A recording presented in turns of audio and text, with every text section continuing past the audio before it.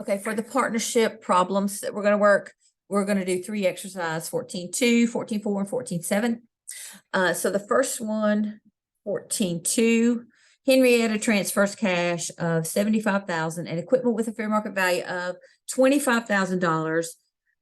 Basis to her as a sole proprietor had been $10,000. In exchange, she got 40% profit and loss interest worth $100,000 in the XYZ partnership. So what they're asking us is to compute her realized and recognized gain on the transfer. And as you know by now, the partnership generally do not tax a transfer from a proprietorship or an individual into a partnership. But there are occasions where it's taxable, but it's very rare. And so we're going to assume she's not going to pay tax, but we're going to watch out for any trouble. Okay, but they want us to know if she has realized gain, which is something that happens all the time, even if it's not taxed. Realized means the gain is there. The recognized means we have to report it as income. All right, so we're going to look for recognized and real gain. And then the second thing is we're going to see what is her basis going to be then in her partnership interest. And then what is that partnership's basis going to be in the equipment that it's holding. So this is some of that inside outside basis.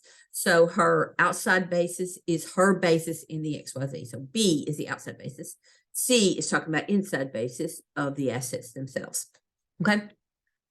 All right. So the first thing, we want to know what her realized gain or loss is. So what she got in exchange for her assets is $100,000 worth of partnership.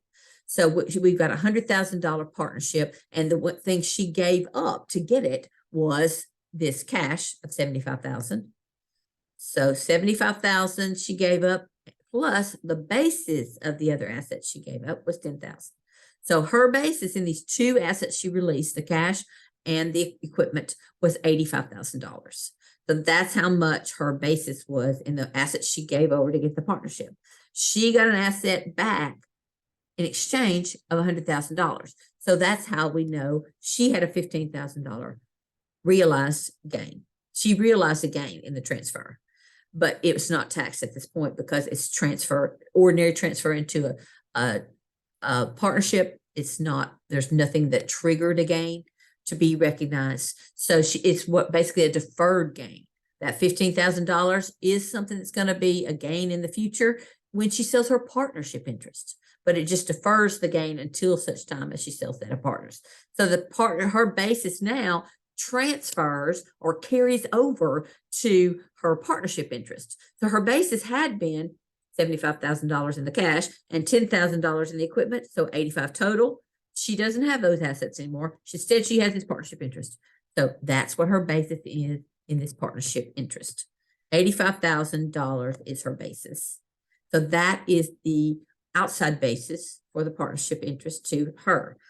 And so it was specific to her because of the assets she contributed to get her share. And then the XYZ's basis, how much basis did they have in the asset that it took over from her? And they only ask us about the equipment because, of course, the cash would still have the same basis, $75,000, because it's cash. But an asset that has appreciated value like equipment is actually worth $25,000, but on their books, they record it because no gain was recorded on the transaction. They record it at its basis in the hands of the individual who transferred it in. So it's going to have a basis on an inside basis to XYZ partnership of $10,000. So that's pretty straightforward. Those are carryover basis, both B and C. So that's not complex. You just have to know how to deal with them. Okay, so that's 14.2. Let's go to 14.4. This one says, at the beginning of the tax year, Barnaby's basis in the BBB partnership was $50,000. This included his $5,000 share of the partnership debt. So his basis going in after he'd already transferred assets in and he'd already assumed some of the debt of the partnership was $50,000. So at the end of the year, his share in the entity's debt was $8,000. Oh, they increased the amount he's liable for. So we know when you increase the amount of debt that you assume of the partnerships, that increases your basis. So we're looking at a $3,000 basis increase from that. So he had a basis starting out of $50,000. We just added 3,000 to it because he assumed some extra debt. So he's at 53. Now, Barnaby's share of the ordinary income for the year was 20,000. So we were at 53, we add 20,000. So now we're at 73,000 is his basis. And so as we're just accumulating as we go along. And he received a cash distribution. Oh, they gave him some money back. They gave him back 12,000. So we were at 73. We just reduced it by 12. When they give you a distribution back, then you reduce it. So 73 minus 12 means right now, before we dealt with all the facts, we're at 63,000 of his ending basis. Then the last fact that we have to attribute is this: his share of the partnership's tax exempt income, even though it's not taxable, has to increase his basis. So the partnership earned $1,000 tax exempt income for his part, and he has to show it as part of his basis. In addition, his share of the partnership's tax exempt income was this $1,000. So we're adding that back as well. So let me see where my numbers went. I think I just miscalculated something. That should add to it. So I thought we were at 63 and this would make 64, but I think I miscalculated. So here we go again. Let's just summarize it. He had 50,000 and then he had to increase it by 3. He had to increase it by 20. He had to increase it by 1. So 50 plus 3, 53 plus 20, 73 plus 1 is 54. So 64, sorry. I get it right, man. Get it right. 50 plus 3 is 53. 53 plus 20 is 73. Come on. And another 1,000 for the tax exempt is 74,000. That's where he was. And then he had to reduce by the distributions of 12. 74 minus 12 puts him at 62. Boy, can we make it more painful? It's not that complicated. Just look at each of the transactions that happen. Look at this 50. That's his beginning.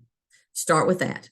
Then look at the fact that he had 50. He had a obligation on 5,000 of the partnership debt at the beginning, and at the end he had 8,000. So it's an increase of 3. So 50,000 plus 3. Plus, he's got to add back to his basis this income of the partnership, 20,000. He's got to add back to his basis this 1,000 for tax exempt income. And then he reduces his basis by the distribution that came back to him, because it's back in his hands. So it can't be basis for the partnership he owns anymore. So between all those, you wind up with a $62,000 basis. It's end of the year basis. And it's not complicated. Please forgive my stumbling. All right, and then 14.7. This is the last one we'll do on this little set. When Bruno's basis in his interest in the MNO LLC is $150,000, he receives cash of $55,000, a proportionate share of inventory and land, and a distribution. So this is a little example of when the partnership distributes assets or assets and cash back to a partner. Normally, just like we just saw with the previous problem, distribution reduces the basis of the assets. I mean, of the partnership. So we are at 150,000 is what his share of the partnership or LLC has in basis. And so he's getting distributions, but the value of the distributions exceed his basis. So what we've got is he receives cash of 55,000, and then he gets a part of the inventory and land. And so the inventory has a basis to the entity of 45,000 and a fair market value of 48. We're going to use the basis. The land has a basis of 70 and a fair market value of 60. So there's this ordering process that's assumed to be what's distributed in what order. And so cash is always the first thing that you assume was distributed and reducing the basis. So 150,000 minus his cash distribution of 55 leaves him with a $95,000 balance. So because the ordering, we know cash goes first. In the textbook, you can read about this, but the ordering goes like this. It's cash. And then the next one, it is the second level of distributions is unrealized receivables and inventories. So that inventory is going to fall in the second level. And then all other assets are in the third level in the order of distributions. So we're going to take the 150, reduce it by 55 to say his basis just got reduced by the cash they gave him. And so he's then got $95,000 of basis. Then that basis is going to be reduced by the inventory, because that's the second level order of distributions. So the basis in the inventory is 45,000. That's what he's taking it as, because it's just going through the carryover basis. He's not going to have to recognize any gain or loss, because he's just going to reduce his basis in the third asset.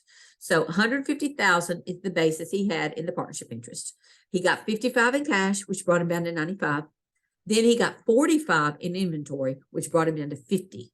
So his basis in his land that's being distributed to him is $50,000, because that's all that was left of his basis in his partnership interest. So what he's doing is he's not paying a gain or loss, because he's deferring the gain he's made on the distribution, because by the fact that he's got a reduced basis in his land. So when he gets ready to sell that land, he's going to have more gain. He's going to have to pay the tax on the gain then. But as long as he's willing to hold it, he can keep this carryover basis of this reduced amount of 50,000. So what happened is he got all of his investment back from the partnership, the LLC, because he got that cash of 55.